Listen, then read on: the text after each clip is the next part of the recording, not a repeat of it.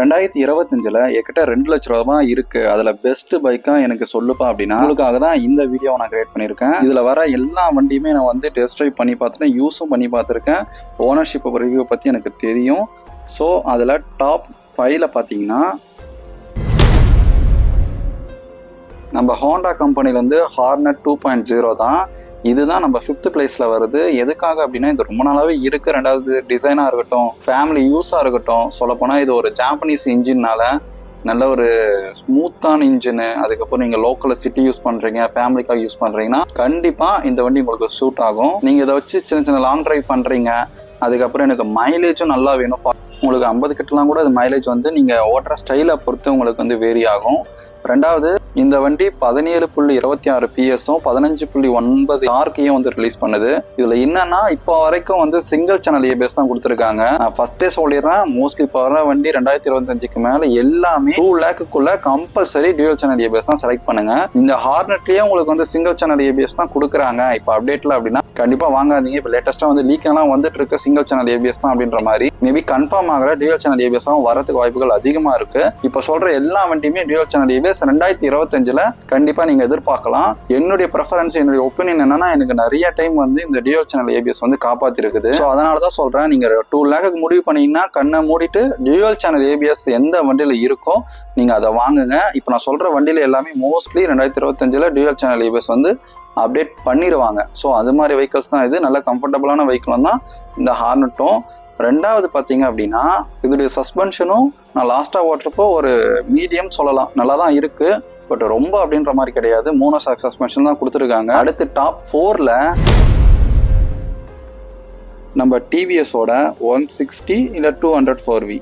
இதில் என்ன டிஃப்ரெண்ட்னா 160 4Vல single seat இருக்கும், 200 4Vல கட் சீட்டாக உங்களுக்கு வரும். நம்ம ரொனின் இன்ஜின் தெரியும் இல்லையா, அந்த இன்ஜின் வந்து இந்த வண்டியிலேருந்து சின்ன சின்ன மாடிஃபை பண்ணி தான் 200 225 மாடிஃபை பண்ணி அந்த ரொனினை கொடுத்துருக்காங்க. நீங்கள் வந்து ரொனினா இதுவான்னு கேட்டிங்கன்னா கண்டிப்பாக இதுதான் பெஸ்ட்டு. டிவிஎஸ்ஸான்னு கேட்காதீங்க, ஆமாம் டிவிஎஸ் தான். உண்மையிலே இந்த வண்டி இதோடைய ஸ்பேர் பார்ட்ஸு தனியாகவே உங்களுக்கு வந்து ஓரளவுக்கு கிடைக்கும். ஏன்னா ரொம்ப நாளாக வந்து ரொனினை காட்டிலும் இது வந்து நல்லாவே போயிட்டுருக்கு. சொல்லப்போனால் ரொனினை விட எனக்கு இந்த 200 4V வந்து நல்லா பிடிச்சிருக்கு. என்னென்னா 200 4Vல மைலேஜ் கொஞ்சம் வந்து கம்மியாக கிடைக்கும். நீங்கள் இது வந்து எனக்கு மைலேஜ் வேணும், வீட்டுக்கும் யூஸ்னா கண்டிப்பாக 160 வந்து எடுத்து சூஸ் பண்ணி நீங்கள் ட்ரைவ் பண்ணி பார்க்கலாம். என்னன்னு தெரியல, இந்த டிவிஎஸ் சொன்னாலே வாயில் ஒரு மாதிரி ஆகுது. ஏன்னா அதோடைய எக்ஸ்பீரியன்ஸ் அப்படி இருக்குது. சொல்லப்போனால் அதோடைய மைலேஜும் உங்களுக்கு வந்து 35 to 40 அது மாதிரி உங்களுக்கு கிடைக்கும். டியூவல் சேனல் ஏபிஎஸ் சப்போர்ட்டோட இருக்குது. ஃப்ரெண்ட்ஸ் வந்து இதுதான் யூஸ் பண்ணுறாங்க. உங்களுக்கு வைப்ரேஷன் வந்து மீடியமாக இருக்கும். நல்ல வண்டி தான், கண்டிப்பாக வந்து டெஸ்ட் ட்ரைவ் பண்ணி பாருங்கள்.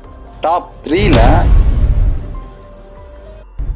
நம்ம CB200X தான் இந்த டாப் 3ல வந்து பிடிச்சிருக்கு. என்ன ரீசன் பார்த்தீங்கன்னா இதில் எல்லா ஃபியூச்சர்ஸும் கொடுத்துருக்காங்க. அதே மாதிரி இது நியூ வெஹிக்கிள்ன்றதான் நான் வந்து சரியாக ஆட் பண்ணாமல் கொஞ்சம் டவுட்லேயே வச்சுட்டு இருந்தேன். ஆனால் ஆஃப்டர் வந்து டெஸ்ட் ட்ரைவுக்கு அப்புறம் ஃப்ரெண்டோட பைக்கும் வந்து ரிவ்யூ கேட்டதுக்கு அப்புறம் உண்மையிலே வந்து வேறு லெவலில் இருக்குது இந்த பைக்கு. ஏன் பார்த்தீங்கன்னா அந்த ஸ்மூத்து, ரெண்டாவது மைலேஜும் வந்து 40+ கிடைக்குதுன்னா ஸ்பீடுமே ஒரு 80 to 90 வந்து க்ரூஸ் பண்ணுற மாதிரி கொடுத்துருக்காங்க. விண்ட் பிளாஸ்ட் ஓரளவு அரெஸ்ட் பண்ணுது. அப்புறம் வந்து வைப்ரேஷனும் வந்து உங்களுக்கு மினிமலாக இருக்குது. சொல்லப்போனால் நம்ம ஹோண்டா வந்து சொல்லவே முடியாது. அகெயின் வந்து 2வது வெஹிக்கிள் இந்த ஹோண்டா வந்து உள்ளே வருது.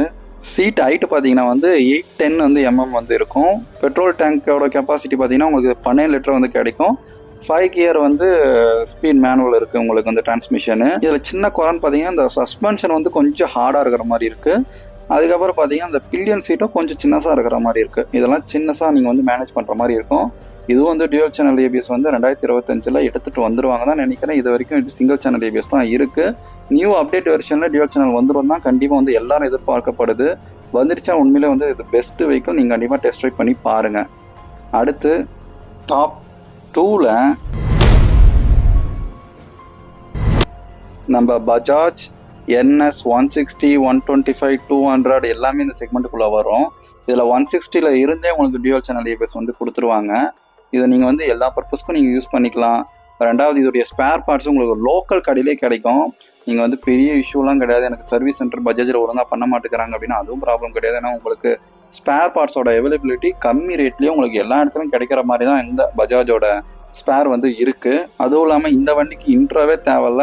நீங்கள் வந்து நிறைய பேர் இந்த பஜாஜ் NS அப்படின்னாலே அதுக்கு ஃபேன் பேஸு, அதுக்கப்புறம் பல்சர் பைக்னாலே அந்த ஃபேன் பேஸு எல்லாமே வந்து இருக்குது. சொல்லப்போனால் எனக்குமே இந்த வண்டி வந்து ஃபேவரட்டான பைக் தான். என்ன ஹைட்டுக்கு இந்த வண்டி கொஞ்சம் சின்னஸாக இருக்கிற மாதிரி இருக்குது. மற்றபடி NS 200 வந்து நல்ல பர்ஃபார்மன்ஸான வண்டி. ரெண்டாவது நல்ல வந்து பவர்ஃபுல்லான வண்டினும் சொல்லலாம் NS 200. அதுவும் அந்த ஓல்டு டிஜிட்டல் மீட்டரில் வந்து ஃப்ரண்ட் டு பேக் போயிட்டு வர்றது அதெல்லாம் உண்மையிலே வந்து வேறு லெவலில் இருக்கும். நல்ல வண்டி தான், டெஸ்ட் ட்ரைவ் பண்ணி பாருங்கள். பட் வந்து பில்லியன் கம்ஃபர்ட் வந்து ஓரளவு தான் இருக்கும். டாப் 1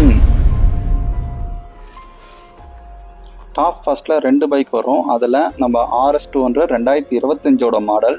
ஏன் அப்படின்னா ரொம்ப நாளாக இது வந்து அப்டேட் பண்ணலாம்னு சொன்னீங்க இல்லையா? ஸோ அதனால் சின்ன டிசைனோட அதுக்கப்புறம் கலரோட மாற்றி எடுத்துகிட்டு வந்திருக்காங்க. எனக்கு இப்போ வந்து புது கலர் ரொம்பவே பிடிச்சிருக்கு.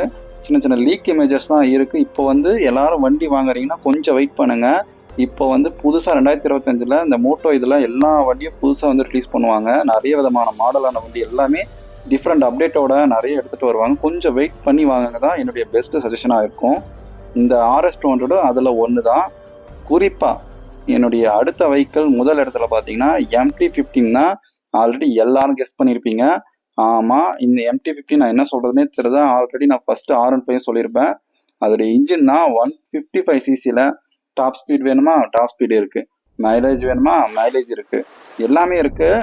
அதே நேரத்தில் 155cc அதிகமான ப்ரைஸ் பண்ண வண்டி இதுதான். ஆஃபர் டைமில் உங்களுக்கு 2 lakh உள்ளே உங்களுக்கு வந்து ஆஃபரில் கிடைக்கும். உங்களுக்கு ஏதாச்சும் டவுட் இருந்தால் கீழே கமெண்ட் பண்ணுங்கள். அண்ட் தேங்க்ஸ் ஃபார் வாட்சிங்.